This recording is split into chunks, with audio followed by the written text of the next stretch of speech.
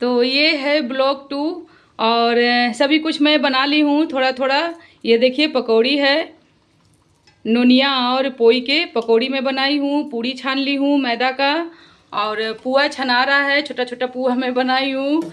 और इसे मैं चाशनी में नहीं डालूँगी क्योंकि मैं चाशनी इसमें नहीं बनाई हूँ। और इसे मैं चीनी के साथ ही सान ली हूँ आटा, यानी कि मैदा का आटा मैं बनाई हूँ तो। और मिल्क पाउडर इसमें डाली हूँ, मैं बता ही चुकी हूँ फर्स्ट ब्लॉग में। और इधर वो काला वाला रोटी बन रहा है, यानी कि मड़ुआ के आटा का रोटी। और सभी कुछ बन गया है, वो तो मैं दिखाई ही दी थी। तो ये भी बना ली हूँ। चलती हूँ अब थाली लगाने के लिए चुल्लो सियारों का, तो दिखाती हूँ। और ये रहा, थाली सज गई है चुल्लो सियारों की। तो क्या क्या है फिर से मैं बता देती हूँ। तो ये चावल है, चावल मैं बोली थी कि बनाऊँगी। और सेवई है, पूड़ी है, नोनिया और पोई का पकौड़ा है यानी कि बचका। और ये मड़ुआ के आटा का रोटी यानी कि रागी वाला। और ये है पुआ छोटा छोटा, मैं 4 बना के रखी हूँ, 2-2 मैं दूँगी।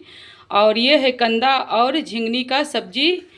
तो इतना मैं अभी बनाई हूँ और इतना मैं थाली लगा दी हूँ। अब मैं जा रही हूँ मार्केट, और मार्केट से कुछ मीठा लाऊंगी, कुछ मिठाई लाऊंगी, और इसमें कुछ मिठाई भी रखूँगी।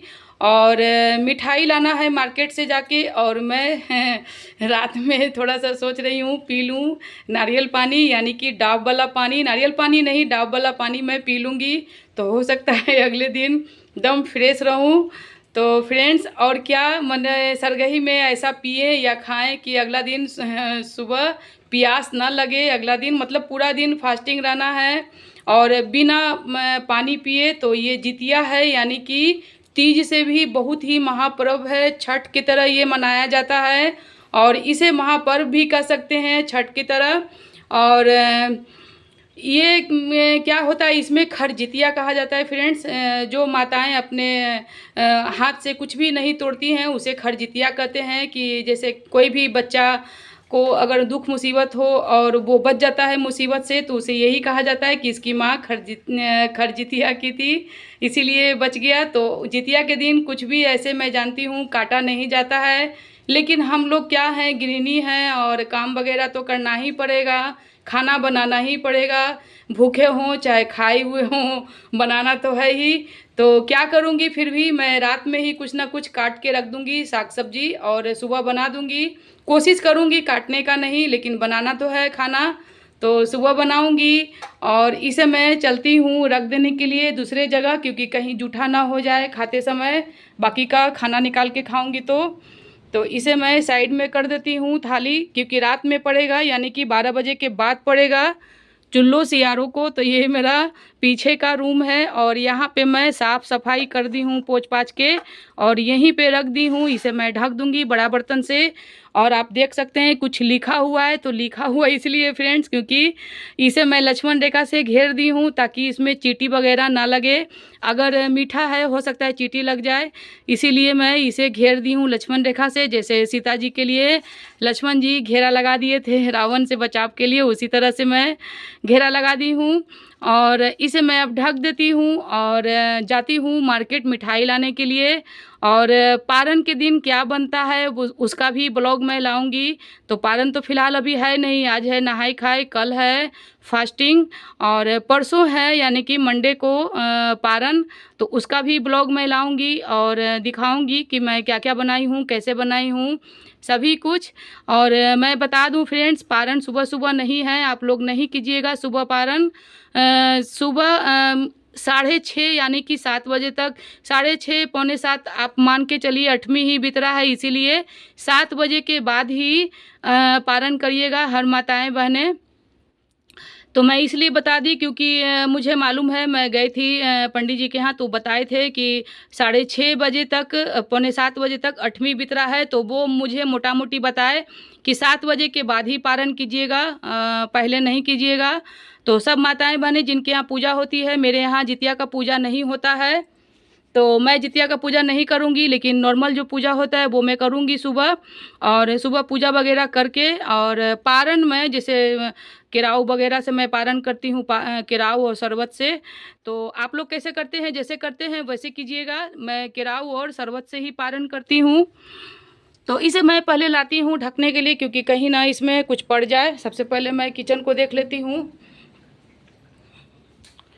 क्योंकि इसमें और चढ़ाई हुई हूँ। इसमें ये देखिए बहुत ज़्यादा लाल हो गया, लो जल गया, हो गया, ब्लॉक बन गया। चलो पहले गैस में बंद कर देती हूँ और चलती हूँ उसे ढकने के लिए। मैं रखी हूँ पूजा साइड बर्तन धो के। तो ये है बड़ा बर्तन।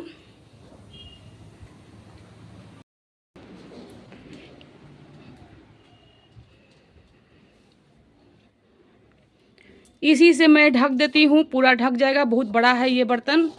तो फ्रेंड्स, आप लोग को मैं बता रही थी कि पारण सुबह सुबह नहीं कीजिएगा। 8वीं में पारण नहीं किया जाता है, पारण 9वीं में किया जाता है। कथा में आप लोग सुन सकते हैं, जितिया के कथा में।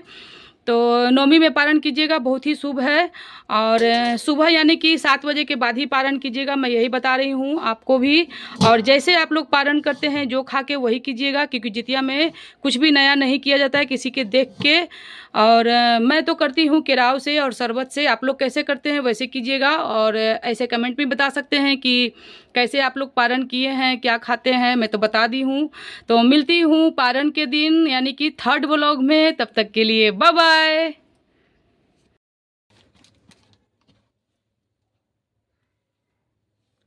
और अब मैं इसमें रख रही हूँ मिठाई। जैसा कि मैं बोली थी कि मार्केट जा रही हूँ, कुछ मिठाई लाऊंगी। तो मैं पेड़ा लाई हूँ और पेड़ा में रखी हूँ। और पेड़ा भी मैं खुद के नाम का ही लाई हूँ। ये देखिए सुधा का पेड़ा है, देख लीजिए फ्रेंड्स।